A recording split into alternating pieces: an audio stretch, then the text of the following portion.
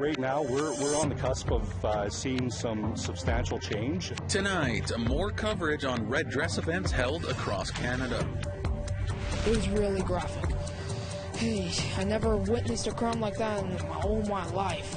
Plus, a brutal crime in the middle of the day leaves 2 dead. This is not a step that we took lightly. And wildfires rage across Alberta and Saskatchewan.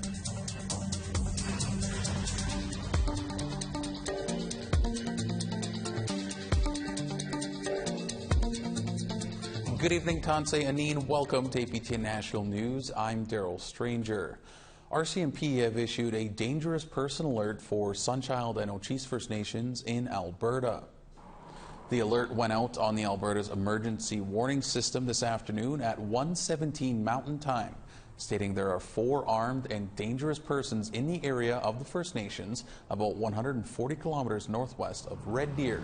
2 of the suspects have been identified as 28-year-old Colin Beaverbones and 25-year-old Boyd Beaverbones. Residents are advised to not approach and immediately shelter in place. A mother and daughter are dead after a Friday evening stabbing in front of a southeastern Edmonton school. Chris Stewart brings us this story and a warning. This story has material that may be upsetting. The vicious stabbing in front of the Crawford Plains School has devastated the Robillard family. Just before 5 p.m. on Friday evening, a man with a knife stabbed 35-year-old Carol Ann Robillard and her 11-year-old daughter, Sarah, who went by the name of Jaden. The attacker fled on foot. Carol Ann died at the scene, while Sarah died in the hospital. Edmonton police found the suspect shortly after, and 2 officers shot him. He's in critical condition in the hospital. 13-year-old Max Dow says he saw a strange-looking man approach and attack the mother and daughter. He says it was traumatizing to watch. It was really graphic. Hey, I never witnessed a crime like that in all my life. Neighbors heard the shots from police. Hear this pop, pop, pop, pop, and both of us just kind of hit the deck and didn't really know what was going on. I saw the gun, didn't even really register. I just ran and grabbed my daughter and took her to the back of the house and got my wife to come to the back, and we just got low because we didn't really know what was going on. I'm just getting worked up talking about it. I can still feel it in my chest. It's pretty traumatizing. On Saturday, family, friends, and well-wishers held a candlelight vigil. Donna Robillard is Carol Ann's mother and Sarah's grandmother. She says her 8-year-old granddaughter managed to escape the attacker. Why my granddaughter? Why? You know, I wish I was there. And my other granddaughter is going to have a hard time. She needs a lot of counseling and all that because she's seen it all. And she made it through. And she's only 8 years old. And she's really hurting. A GoFundMe has been set up to help with funeral costs and expenses. Chris Stewart, APTN National News, Edmonton. At a press conference today, Edmonton Police Chief Dale McPhee said that the person in custody has a violent history, including multiple charges of assault with weapon and robbery. Last month, he allegedly assaulted someone with a scooter, but those charges were stayed. Well, it is Emergency Preparedness Week in Saskatchewan from May 7th until May 13th. To date, the province has had more than 80 wildfires already, and 14 of them are still burning. 4 First Nations are affected: Clearwater Dene Nation, Buffalo River Dene Nation, Soto First Nation, and Moosomin First Nation. Residents from Laloche and Clearwater were evacuated last week, but as of yesterday, they were told it's safe to return home. People who left on their own are encouraged to now return back to the communities of Clearwater Dene Nation and Laloche. As a result of the fires, the majority of the province is under a total fire ban.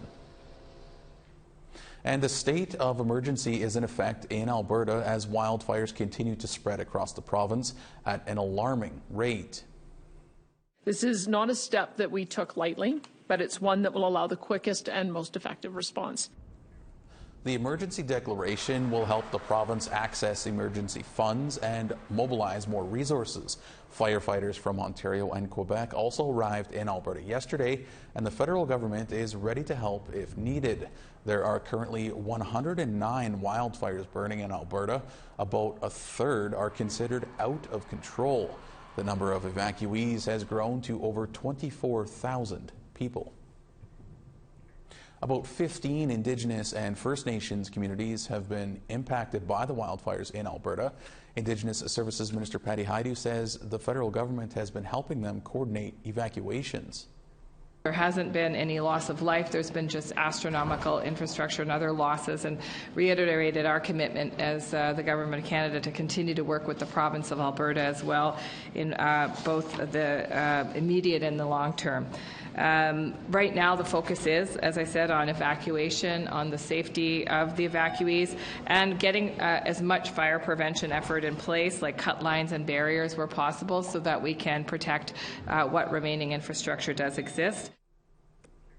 An Indigenous-owned technology, a first of its kind in Canada, is said to be tackling climate change adaptation with a product launch.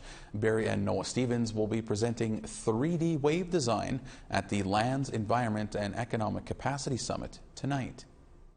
It gets the whole community to understand, so we can be proactive rather than reactive. So it's great because it basically takes the science and democratizes it. It allows everybody to understand the risk. The technology is an interactive app that produces a 3D climate change modeling map identifying the probability of potential floods, wildfires, storm surges, and coastal erosion.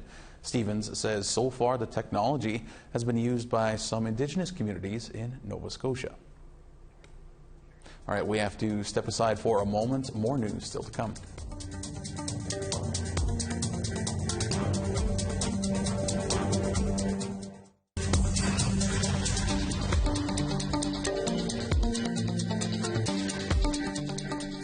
Welcome back to APTN National News. In Cape Breton, Nova Scotia, about 100 people gathered for a walk on Friday, Red Dress Day.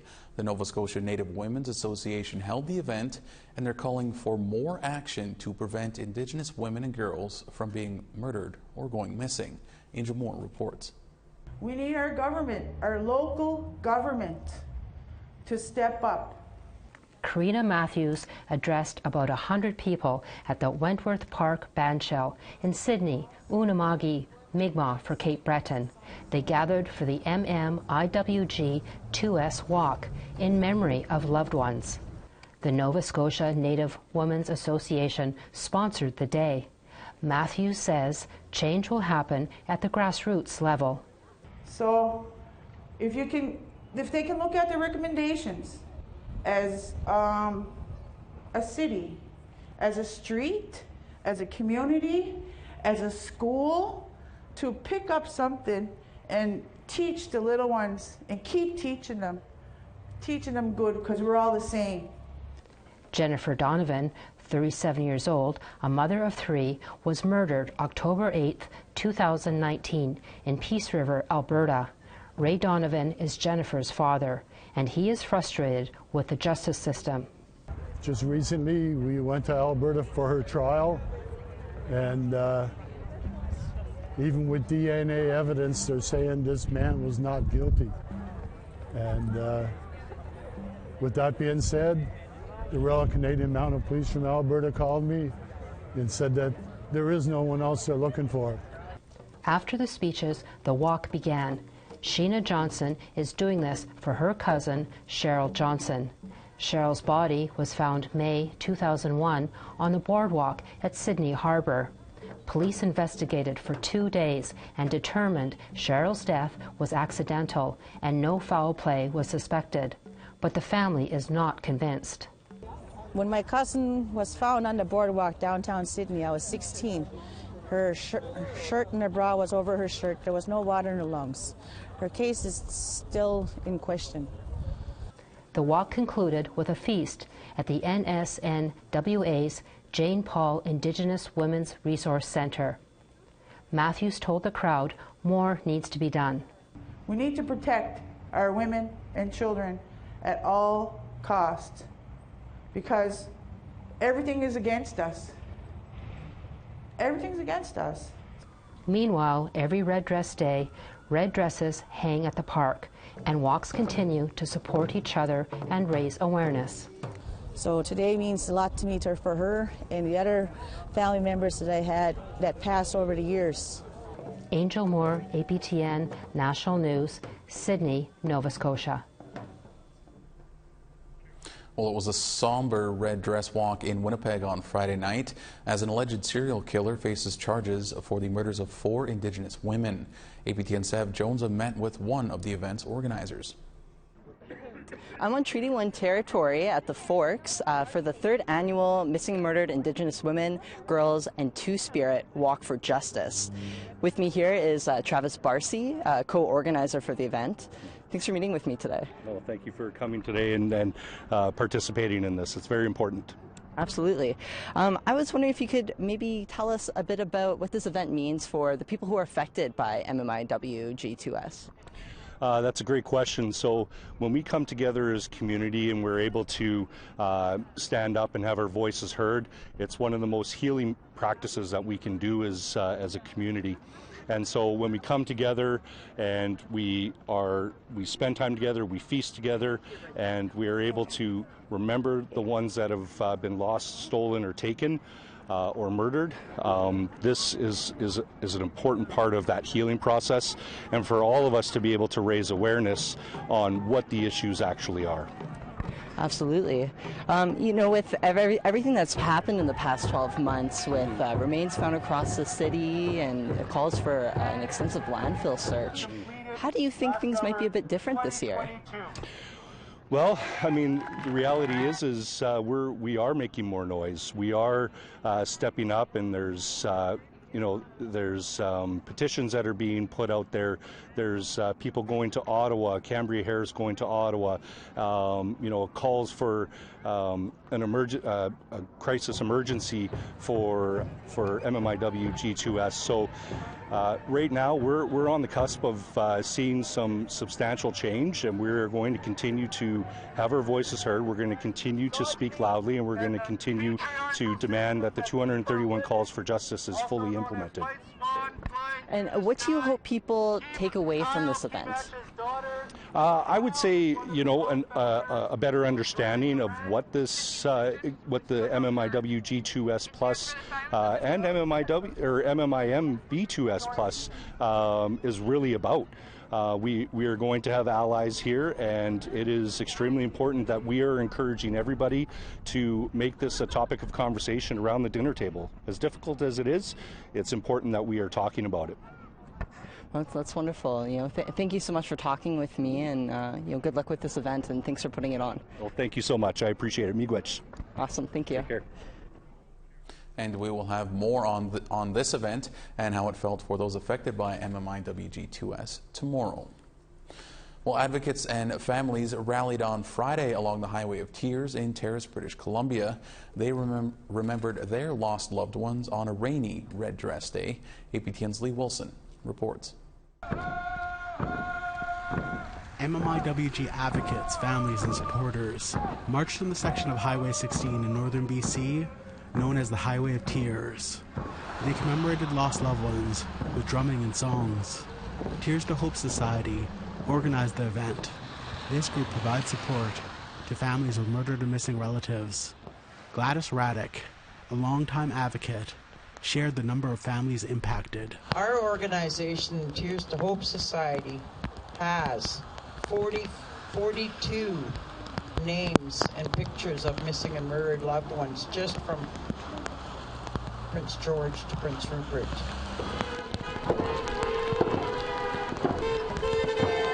Posters of Colton Fleury, Francis Brown, and Cindy Martin, who all went missing between 2017 and 2018, are among the many posters along the walk. Wet'suwet'en member Delina Call spoke of multiple murdered and missing cousins and friends who went missing on the Highway of Tears. She shared their family's struggle with the RCMP response in 1990 when her cousin, 15-year-old Delphine Nicole, went missing near Smithers. Basically, they made it sound like she was the one that was making this up. And so there was no real search effort. They told other people in the community that she had just run away. She must have just run away, so what's the point in going to look? Nicole stated the response was similar when her friend Ramona Wilson went missing near Smithers in 1994. Her body was found near the Smithers airport the next year. Nicole called for the MMIWG National Inquiry, 231 calls to justice, to be put into action. But that they're actually truly fulfilled. And there are this many people here to spread the message and make that ripple out so that families are supported. Not a poster on some business window, not a hashtag on some corporate website, but that families are supported. Gladys Raddick has been an MIWG advocate dating back to 2005 when her niece Tamara Chipman went missing near Prince Rupert. She vowed to continue to fight for impacted families. She called for change and urged those in attendance to spread the word. We want something done. We want to end violence against women. And if it takes a little crowd like this to go home and talk about it at your kitchen table, do it. Let's end this together. Lee Wilson, APTN National News, Terrace.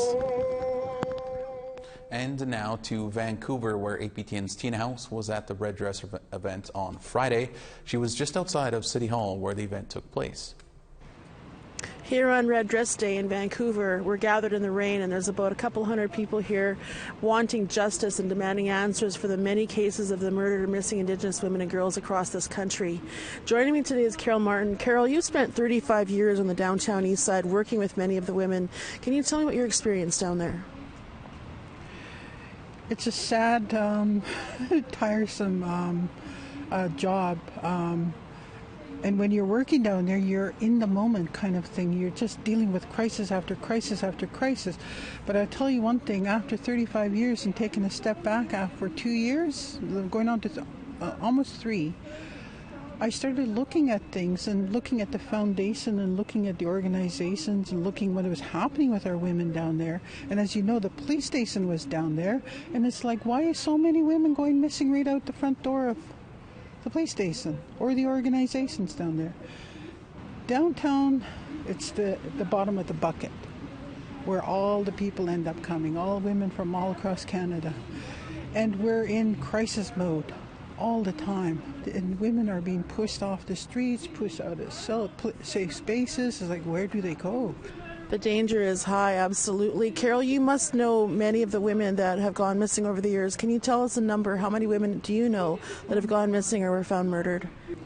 Oh my God, 35 years. The list is, you see the Memorial March list? That's how many women I knew over the years working with them. And for me to actually walk down there and then try not, it's hard. It's really, really hard because you see familiar faces that are now gone. You see women who you've helped. You took money out of your own pocket to get them out of town or on a bus or, through the downtown east side from drug dealers or, pimps. And where do the women go? Who can they go to? We just started marching and rallying. It started out small, and it's grown over the years, 32 years or something. But I get so angry too, the fact that Indigenous women, when nothing has changed for us, our women are still going missing. Well, what is happening? What needs to happen is we need to look at the foundation of this Canadian system and see where all that is coming from, because it's within the system and it's affecting our lives even now today as we speak. Our women are still going missing, and a Native woman can be found on a highway with no clothes on. It's not suspicious, but if it was a non-Native person, that's considered high priority, and we have to stop the stigma, the labels. Canada has to really look at how they portrayed our image as Indigenous women. It's affecting us now. We need to mobilize together. We need to build, we have to educate the public in how How can you be best allies? How can we be allies with ourselves? How can we treat ourselves good so that we're able to treat other people good? We really appreciate all you've done for all the women on the downtown east side. I know it's taken a tremendous toll on you and your family, and we just really respect and appreciate all the work that you put in, and prayers to those families that are still looking for answers. Thank you, Carol, for joining us today. We need answers. Absolutely. We need answers. Thank you very much. Back to you in studio. All right, it's that time to pause our program one more time. A photo of the day and weather are next.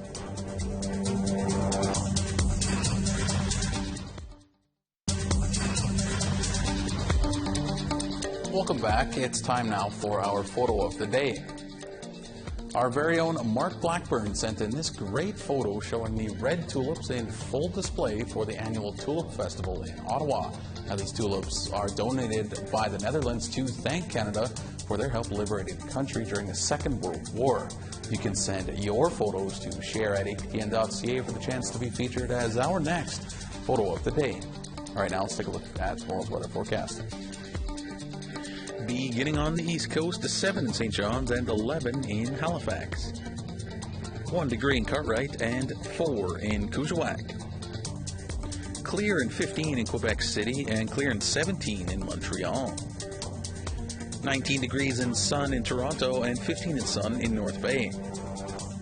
18 and clear in Wawa and 22 and clear in Big Trout Lake. 17 degrees in Churchill and 13 in Norway House. Rain and 16 in Barons River and rain and 20 in Winnipeg. Regina's looking at rain and 21, and North Battleford, rain and 22. 17 degrees in La Ronge and 23 in rain in Stony Rapids. As we make our way west, at 23 in High Level and 22 in Peace River. 16 in rain in Edmonton and 16 in rain in Calgary. 17 degrees in Vancouver and 19 in Bella Coola. Clear and 20 in Smithers and 22 in Fort Nelson. 13 degrees in Whitehorse and 13 in Dawson. Clear and 15 in Norman Wells and clear and 17 in Yellowknife. 4 degrees in Fort McPherson and 3 in Colville Lake. 1 degree in Cambridge Bay and clear and 6 in Whale Cove. -5 in Arctic Bay and -1 in Iqaluit.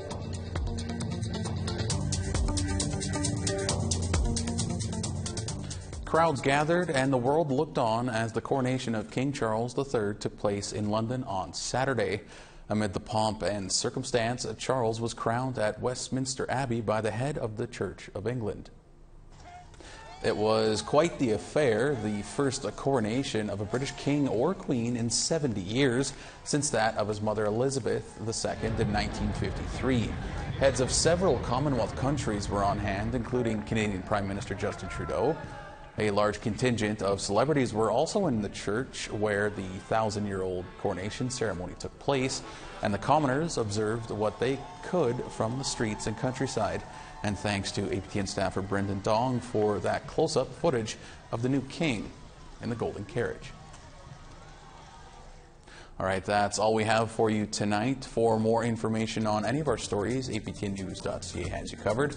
For everyone here, thank you so much for joining us. Miigwech, Kinanaskwitin. Have a great night.